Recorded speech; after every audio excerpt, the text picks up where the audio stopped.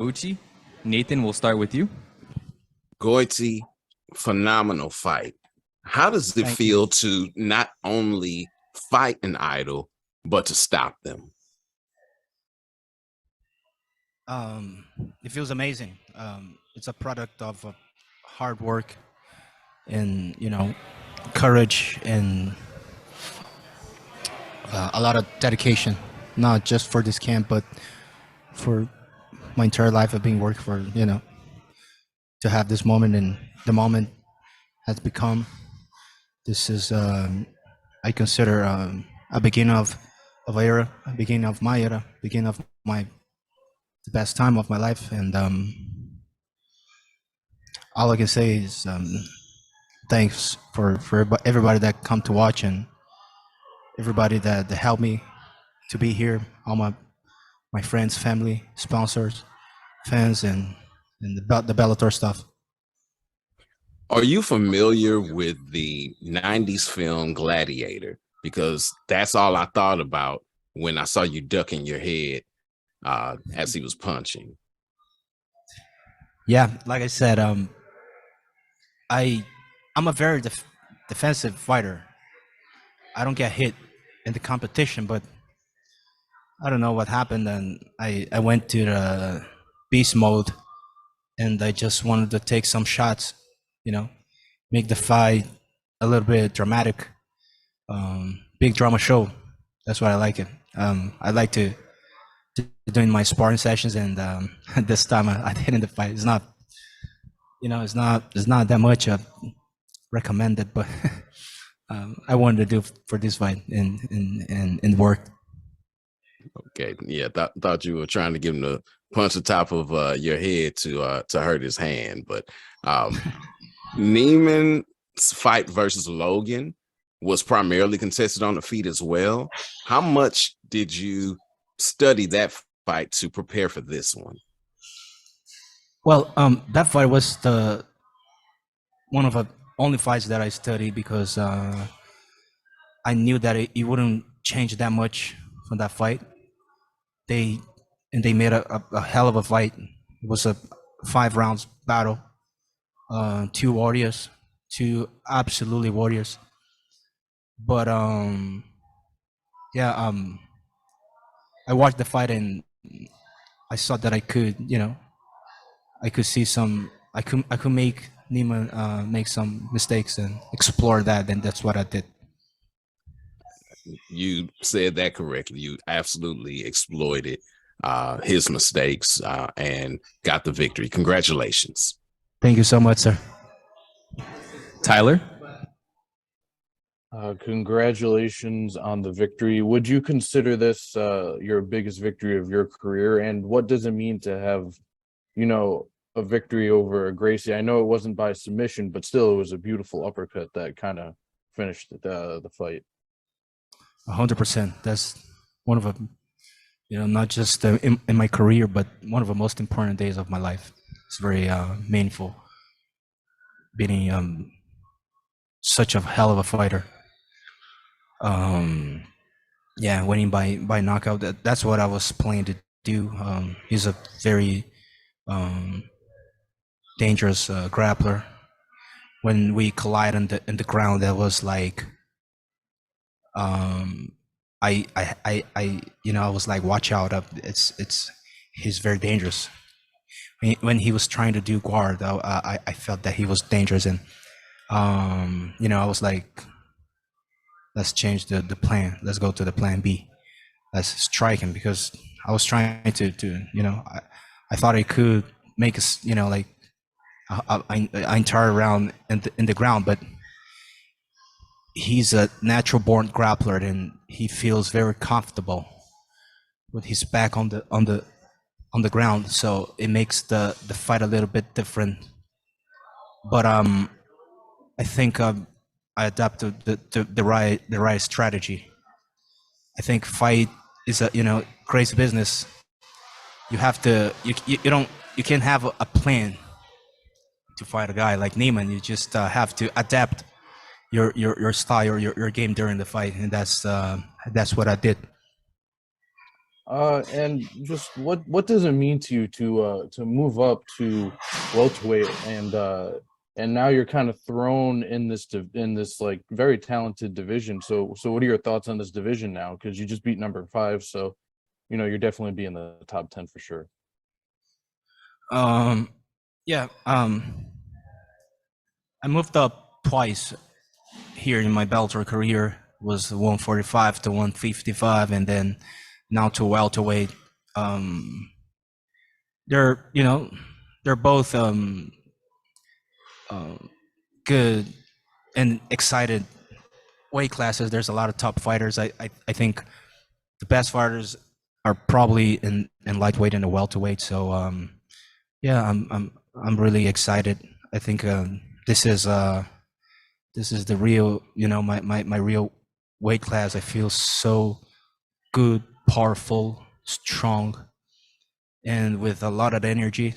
So I'm happy to be competing in this weight class. Hope I fight all these top fighters above me. There's a lot of good fighters. We have Jackson, Storley. We have the champion. So it's a very excited division. Dylan? Congratulations, win. You're now the first and only man to ever finish Neiman Gracie. You spoke to me earlier this week about how relaxed you felt all week. Anything you did in specific that calmed your nerves, that had you feeling so relaxed prior to this fight? I think I think I built my confidence through all these years, through all my career. Confidence is not a thing that you can get overnight. It's something that you have to build every day. And it's not much about training sessions. I always talk about it with my coach. It's about the man you become, and that's make me a very confident and powerful man. I'm still learning. I still feel that I don't know that much, and that makes me grow, and that makes me a better man. That's what I'm doing, trying to do every day. And the second you landed that uppercut, did you know that the fight would be finished right then and there? Yeah. We go, to the pilot mode when we're fighting. We just we want to finish the fight as fast as possible. So in the first round, I got him with the good left hand, but it was just a knockdown, and I couldn't finish. But in the second round, when I threw the uppercut, I felt that he was done, because he was too his body just just dropped too fast, and I was like, yeah, this is going to be the end of the fight. And lastly, you mentioned Logan Storley, Jackson, a few other welterweight competitors. Is there any specific fighter that you would like to stand opposite the cage from next? No, not exactly. Not exactly. I just want to fight, one of these guys. It would be amazing to fight Storley. I love his style. He's a hell of a fighter, a very good grappler, and it looks like he has a lot of a gas tank. He like to go to war. That's the kind of fight that I like. So it will be a good matchup. It will be an honor for me to be competing against the champ Storley. And after such a big win like this, do you plan to take some time away, spend some time with friends and family, or are you looking to get back in there, get another fight before the end of 2022? Yeah, I want to fight once again this year. Hopefully in the end of the year. So I'm just gonna take some days off. It's not a physical thing. It's just a mental thing. Let your body recover a little bit, because the fight for itself was not too aggressive, but the training camp, it's always bring to you a lot, not a big deal, but it always bring to you some little injuries, some personal problems. Not a problem, but you got to fix that. So just take some couple of days off and then back, because I'm addictive. I love train. I love spend time with my fight family. I love my routine. I love to train every day. I love to help my partners. So yeah, couple of days off, then back to the work. Thank you. Congratulations on an incredible performance. Thank you so much. Jason? Hey, Goiti, congratulations on a massive win for Thank you. Talk to us. Michael C. Williams, when he was introducing you, said you were trying to establish yourself as a welterweight. Do you feel like you've done that now? Well, I just beat a top five fighter, so I think yeah, I think I did. As well, obviously, a fantastic performance for you. And the finish. Talk about the finishing sequence where you took 4 or 5 shots from Neiman. Was that just to set him up to land the uppercut? Yeah, some big drama show. That thing that I did, it was just it's a part of the fight business. You got to fight not just the physically, but you got to fight the mental thing. And that drama show was just to show him I can take these shots for the whole fight. Bring everything that you have, and it is just a mental thing, and I think that worked. And as well, obviously, we've known you as being such a high-level Brazilian Jiu-Jitsu player. But talk about becoming like a solid striker. 2 of your last 3 wins are now using your striking. Like, was it something just falling in love with striking? Because your striking has looked fantastic your last couple of times out here in Bellator. Thank you. Well, I think I always knew that your power comes with your maturity, with your age. The most important thing to develop when you're young, it's your defensive skills, your grappling skills, because this is really hard to get. So, and the power comes with the age, with the maturity, with your muscle maturity, and I think I'm being able to knock these people out because I'm a grow up man. I have strong and powerful muscles. I can turn off anybody in this division. Have a very, very dangerous hand. So yeah, don't blink. I'm almost 30, and this age will be my prime. I'll be very dangerous, not just on the ground, but on the feet. I'm not even show my grappling abilities in this weight class.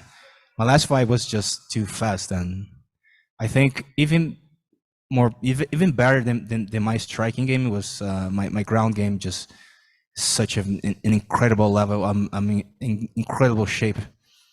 Hoping in the next fights I'm be able to show my grappling skills, because I'm still learning. I'm still growing. There's a lot of there's a lot of room to grow. I'm still, like I said, I still feel that I don't know much about the game. As it's all about being humble and develop yourself every day. And I go to the gym every day, and I'm always learning. And I'm so, it's such an amazing feeling that you can learn and get better every day. So yeah, I want to show the people, the fans, and for Bellator that I have a lot of new skills and a new way to fight.